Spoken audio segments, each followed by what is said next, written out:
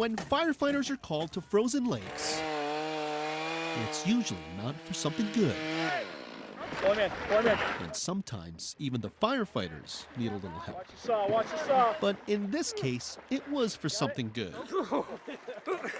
He was going in the water anyway, because lots of others were going in too, intentionally. This is the 6th annual Polar Plunge at the Stansbury Park Lake in Tooele County. It's really the only excuse for shirtless bodies and flip-flops in January. I'm trying to be stupid. Start the year off on a stupid note, it'll be all uphill from here. For the record, we're not calling anyone stupid, just maybe a little. No sane individual would do this on a regular basis on purpose. Sure, part of this is for charity, for donations to the New Life Christian Fellowship to help homeless teens in Tooele County. It's for a good cause. But couldn't people just donate without jumping, or in this guy's case, falling? I think it's a great way to ring in the new year, and it makes me feel alive. We heard that a lot, that the pure shock of it all to your body kind of jumpstarts you for the new year. It's like a surprise beyond anything you've ever imagined. Because you can't really prepare yourself for it. She's right. Oh my gosh. Just to look at the look on people's faces when they pop back up. Of course, not everyone who came to the lake jumped in. Just the sight of it all was enough to draw a crowd.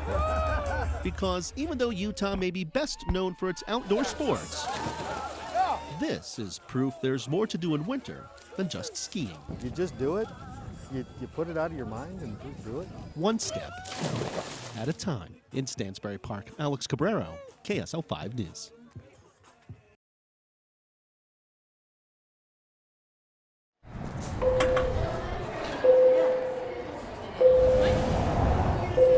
The sights and sounds of a typical school day.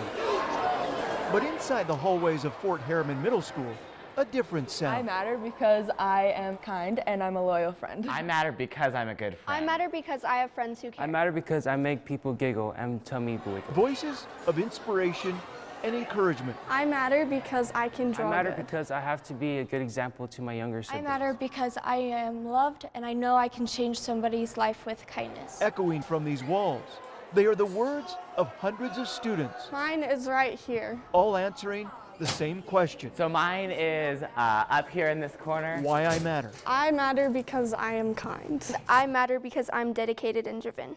I matter because God loves me. I love their unique personalities that come out. School counselor Stace Sneddon is a person behind this campaign. A campaign brought about during Hope Week for the 1,700 students who are all dealing with some kind of challenge in life. I'm hoping that they realize that they have a reason, they have a purpose to be here. That message seems to be working. I think it's so cool. Not only does it cause students to reflect on why they matter, but it kind of unites our school in that everyone sees that everyone has potential and strengths. It makes me feel really good inside. Makes me happy Because I really like how everyone has a different reason why they think that they matter. Getting 1,700 photos, of course, no easy process, but they willed this backdrop to each classroom, and on a whiteboard, they had them write down why they matter. And then it was picture time. Pictures that have become more than just simple words on a page. At first I had my doubts, but actually seeing it happen and come alive, it brought me a lot of joy. If you don't stop to ask directions, you could hold your breath the whole way through Chester. But it's the Sunderland Farm and its views that could really take your breath away. I kind of want to share it with everyone else, too. Farming is passed on here. Scoop it. Scoop it. But for as pretty and peaceful as it is, it's certainly not easy. With the drought last year, we only harvested about 30-40% of our crop of what we typically harvest. When you rely on weather to grow hay and you also raise animals, you just never know. There are years when you just don't know if you're going to make it, honestly, and it's stressful. Even still, Brent and Jenna Madsen are happy to be taking over the farm from her father. He's been doing it since his old sayings really were in style. I've been in farming since I was knee-high to a grasshopper. But what they all feel is going out of style is the understanding of where food really comes from. It doesn't come from Walmart, it doesn't come from McDonald's. It comes from the farm. And the Sunderlands really wish more people would understand the challenges of farming and where their food comes from. That's why they're excited about a new reality show on the History Channel that they are starring in. I told her to speed up! It's called The American Farm, a look at all the struggles and challenges farming families face. It's a lifestyle, it's not just a job. The production crew spent 8 months living at their farm, capturing every moment to tell their story. It's kind of a weird feeling, you know. I'm just a dumb farmer from Sanpete County, but you know, we're going to be on the national spotlight. The first show is set to air this Thursday night, and although they're a little nervous about how they're going to look, they're also happy to share their story. And so that's what I hope people get out of this. See where their food comes from, what it takes to get it here, and that we care about what we do and what we're growing and what we're raising. It also just might help put Chester on the map. In Chester, Alex Cabrero, KSL 5 News.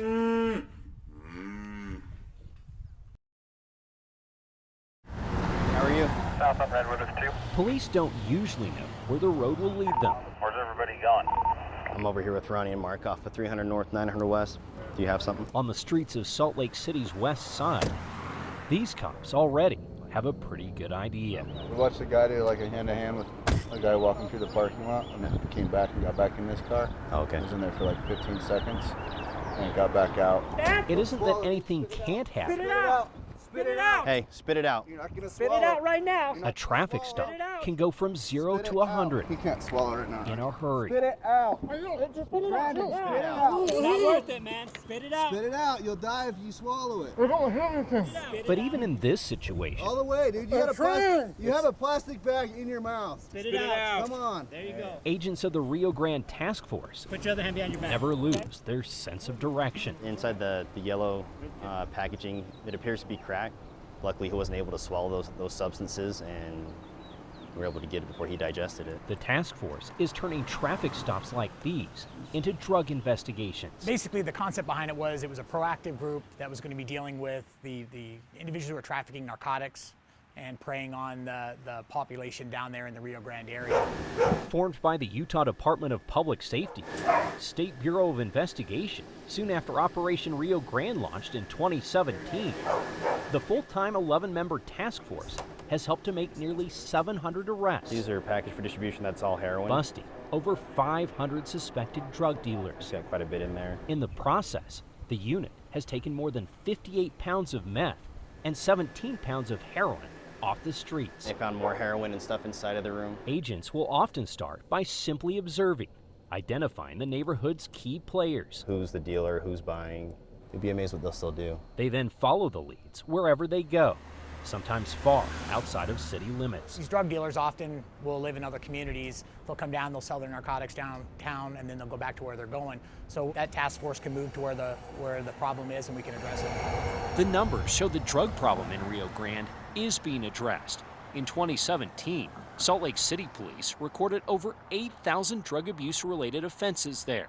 Since that time, the numbers have dipped sharply, and the department says the task force's suppression ops have been a welcome part of the equation. Since we've started, we haven't taken our foot off the gas, and we're just going 100 miles an hour. It's great. And the work moves even faster when the neighborhood's players make it easy. I'm trying to understand. Just moments after agents got this driver to cough up a baggie. Yep. Can I help you? Can I help you? Well, that's my car. So you let him drive it? Okay. The SUV's owner shows up. Brandon's going to jail. What'd he do? Guess. I don't know. He's got drugs on him. We know this guy's been involved with distribution in Rio Grande. He was also on probation with APMP. Haven't seen him for a while. And he just showed up here. Following the information wherever it leads suddenly looks very linear. Funny story though. So the car's registered to Michael Houston. After we go 82 with this guy, Mike Houston comes walking up here. Michael Houston, also known as Big Mike, Just Big Mike. Has apparently made a big mistake. Doesn't seem like the smartest thing to come and approach the police, but we'll take what we can get. Because the man was on parole, the adult probation and parole officer attached to the unit has reasonable suspicion Come here. to lead agents into his apartment straight up the street. Agents located Look like distribution quantities of crack cocaine, multiple digital scales used for distribution. It probably isn't the destination the two guys in handcuffs had in mind. We have 2 individuals going to jail at this point for possession and distribution. But the road these cops are on, This is just another day of work. only goes one way. Going off the information that we get that's on the street and following that information to where it leads us until it stops.